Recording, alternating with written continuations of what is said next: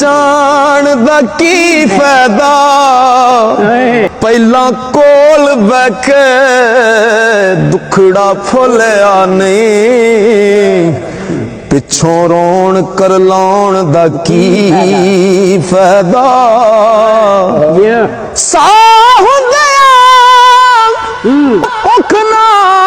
प्यास पुछी